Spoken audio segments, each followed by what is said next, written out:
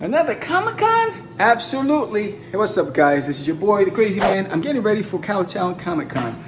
It is 11 a.m. I just finished working out. I'm making my breakfast. You see, I got my air fryer going, right? And I got the pan going over there. So anyway, I'm getting ready for Cowtown Comic Con. I got some new stuff. I got my inventory in. The Kickstarter ended yesterday. Thank you, everybody who supported my Kickstarter.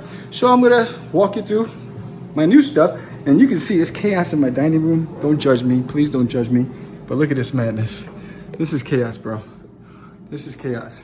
So, you know, if you guys backed my Kickstarter, you know that I told you guys that I took the liberty to fund and print out the stuff myself.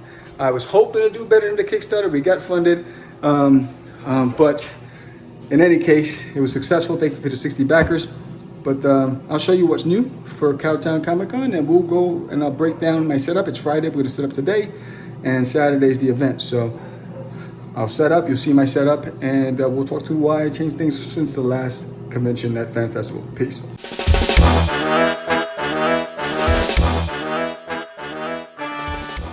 What's up, guys? Did you know that it's getting chilly outside?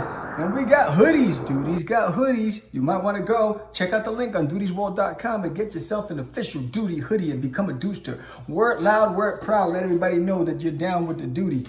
All right, so I'm getting ready for Cowtown Comic Con. One of the things that I was trying to figure out is when you're a creator of multiple titles and you have one that stands out from the pack, it impacts the sales of the other products. And I found that the last couple of shows that I've done, Duty is basically the show stopper, the show stealer. And so I have other products like Forbidden and Cast the Crazies and ARG and my children's books. And they wind up collecting dust. So I said, all right, I need to do something different for Cowtown Comic Con. So what am I doing? You hear my dog in the background, she's acting crazy. So I created some incentives, right? So if you get the Forbidden graphic novel, which is 160 pages, complete story, start to finish, you get a free print, 11 by 17 print. So 160 page graphic novel for $20 is a steal. Plus you get an 11 by 17 print that I usually sell for about 10 bucks, 5 to 10 bucks. And so that's free, I'm throwing that in free. And then Catch the Crazies. If you get the graphic novel of Catch the Crazies, you also get a free 11 by 17 print. So I'm trying to figure out how, because I know that Duty is going to move, but how do I move the other stuff? Because I want people to read and understand that I'm a diverse creator. I've created other products. So that's one of the things that I was struggling with. And then, you know, my prints, right? So I want to sell a lot of prints. I have 20 new prints. In fact, right here, this just came in. I got 20 new prints, 8x8 prints that you can hang on the wall, fits in a frame, it's great. And they sell for about $5 each, right? So I was like, I want an incentive for the fans. So anytime you walk away with a purchase, you're getting something. I want you to feel like you're getting something, and that's my whole message for Cowtown. So they're $5 each, but if you get 5, you're gonna save $5 and you're gonna pay $20, right? So that's a great incentive. Not only that, then I wanna have fun with my patrons, right? I want to have fun with you. So what else? What else can I do? I know Duty sells, and I know the kids love Duty. So what I wanted to do, I created a yearbook, a Duty yearbook. It's a sketchbook, basically. It's gonna be a pencil on the table. It's gonna be a sketchbook. It's a sign the yearbook, and the way you sign it is by giving a quick sketch of Duty, and you're gonna get a free bookmark or a free sticker. So no matter what happens when you come to the table, you're gonna walk away with something free. For instance, like I got a bag and board all these books, right? So I have all these books. Oh, by the way, you get everything bag and board. Just saying. You're gonna go to the other tables, no bags and boards. You got bags and boards. I'm just saying. I'm not hating on the other tables. I'm just saying I bag and board. But anyway, so there's the 3-cover spread for Duty's Monsters on Planet Cthulhu, which I was hoping did better on the Kickstarter, and it didn't. I think it's because I gave you guys too much. I gave you so much content. I gave you Duty's Monsters, and there's Nail in My Toilet, and Duty's Adventures, and you're like, oh my God, I'm overloading, Sam. One thing at a time. So, and I printed these things in advance. So I'm gonna sell it at Cowtown. And they're a 3-cover spread. So the 3 cover spread, if you get all 3 covers, you're gonna save $5. So everything we do, when you come to my table, the art of Sam Vera, you're gonna save money. And so I think for anybody, when you're going to conventions and you're trying to recoup money that you've invested, you have to analyze and dissect what happened before, right? Learn from the wins and the losses, and then come up with a new game plan to try to have a better result at the next con, right? So I gotta bag and board these. I gotta pack them. I gotta get in the shower, and I gotta hit the road, and I gotta set up my booth. And you'll see me setting up in a second. And I got some new things for my setup too, so I'm excited. I got a 10 by 10 space, so that's even better. I get to go all out. So talk to you guys soon. Check me out on this channel. Peace.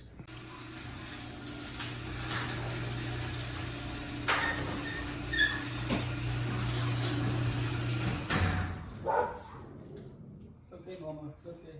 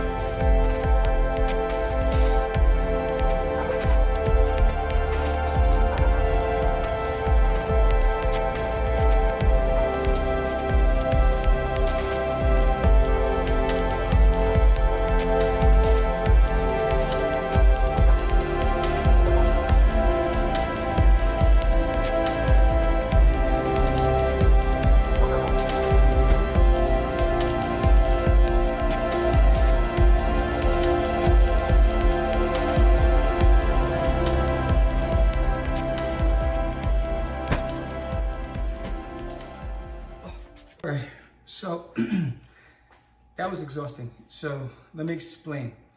Why do I have so much if it's just me? Well, I have a lot of inventory. I have coloring books, I have guidebooks, I have graphic novels, I have multiple titles, I have prints, sketchbooks, original art. So there's a lot. So I need a lot of props. And the good thing about driving locally is that I'm not shipping anything. I just drive to, which is why the state of Texas is really good for me because there's so many events that I can just drive to. So I can actually, doesn't matter what I pack. If I was doing something where I had to fly, I'd have to rethink my approach and my inventory. So yeah, so I'm a little behind. I wanted to be on the road an hour ago, but I had to get everything together, and the bagging and boarding took a long time. So I'm gonna get a shower, I'm gonna head out there, and I'll see you at Cowtown. All right, so I'm finally heading over to Cowtown. It's an hour drive, so it says 54 minutes, the fastest route. So we'll see. So I'm heading over, it's a Friday, I'm heading over to set up. I should have left earlier, but you know, I had so much to do. I'm excited about this event. I am truly excited about this event because it's local, you know, because I'm trying to build my name out here in Texas. At the stop sign, turn left onto Miller Road. And so I'm looking forward to the event. I'm looking forward to connecting. I'm looking forward to getting more guests onto Cast Craze podcast and building my email list. So, you know, again, stay tuned for the recap. You can see the back is loaded, and I'll be talking to you guys soon. So I'm going to drive safely now and we get off the phone. Peace.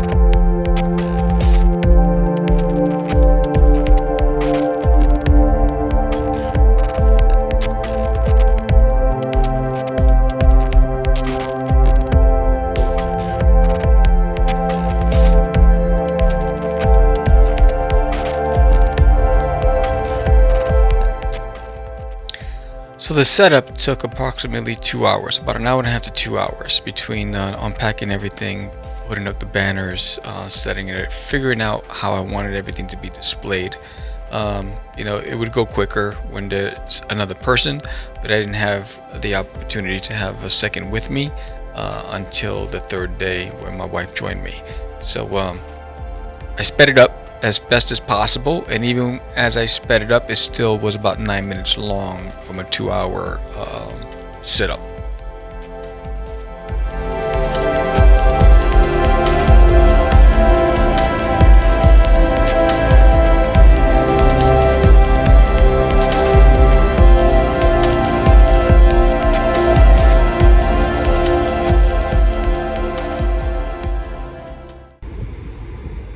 So I just finished loading up at Cowtown. Pretty seamless. It was harder to get here than into the place.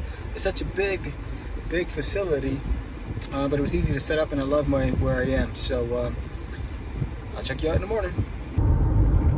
Good morning, crazies! What's up, dudesters? What's going on, everybody? Well, it's the morning of. I'm heading over to Cowtown Comic Con. As you can see, I got my get up on. Giddy up! I got my Cowtown pass. The sun is rising. It is a beautiful morning. I got all my stuff packed. I'm excited, ready to rock out. It's a straight run. I think it's 49 miles. Continue straight. 49 miles straight run. It's gonna be dope. It's gonna be awesome. It's gonna be fantabulous. It's gonna be lit. That's the word of the day, lit. That's the 2022 word, right? Lit. All right, it's gonna be lit. Yes, I'm showing my age. Anyway, come down to Cowtown Comic Con. Unfortunately, I hope you were there because this is after the event. So I'm gonna show you my booth.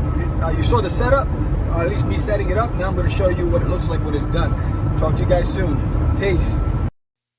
All right, so I muted the background noise because they were playing Run DMC, and I don't know if I don't want to get a copyright flag on YouTube. So walking the show floor is day one. Seems like everyone's already set up and getting ready for the doors to be open. And it's always good to walk around and, you know, network and see what the other setups look like.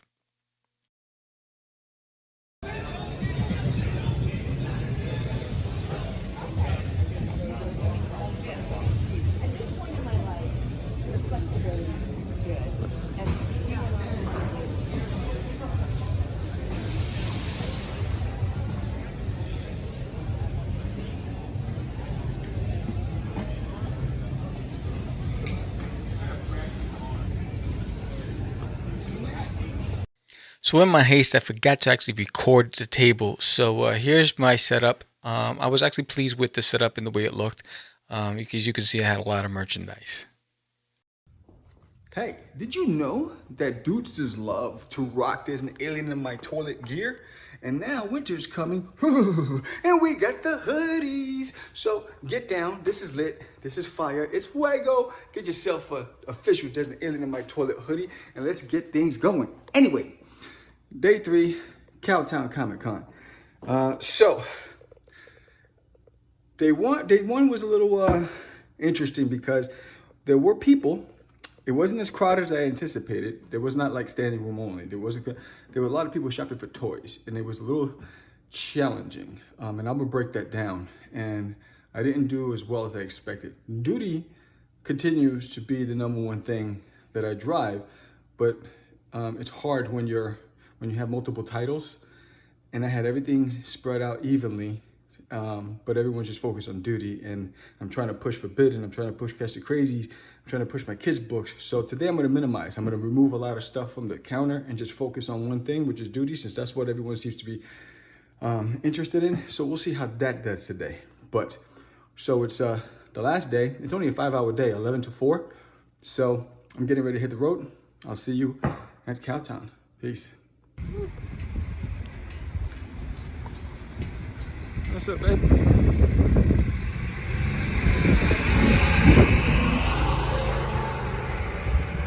Nice sweater.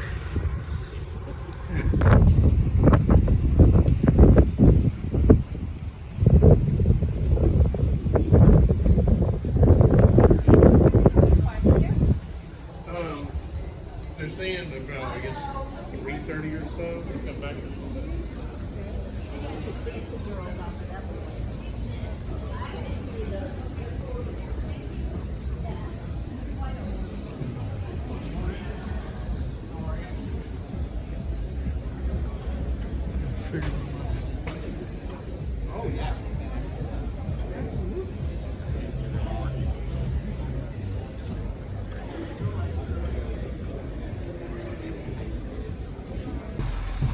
All right, what's up, guys? It's your boy. So I'm back from Cowtown Comic Con, and you know, I'm gonna break down the two events that I just did back to back: Fan Festival and Cowtown Comic Con. Right now, it is pouring out there. The rain is coming down like cats and dogs. So I'm gonna get inside and wrap up the shows. Peace. All right, so how did we do? So in comparison to the Dallas Fan Festival, not so well, right? So you can see I have more check marks on Dallas Fan Festival. I did not make my table costs or my printing costs. I made travel costs and food costs, but that's it. And so for me, it's not worth repeating it the following year. It was a great event for the toys, retailers, vendors, but not so much, at least for me, as an independent creator. I didn't find the crowd was looking for what I was offering. Although I do want to say thank you to everybody who did pick up a copy of the book, and I did get to network with a lot of buddies out there. And shout out to Paul and Lori Calcaterra. So, had great time connecting with other creators and spending time with my better half. So I can't complain about that. But learned a lot. So next year I'll do something a little different.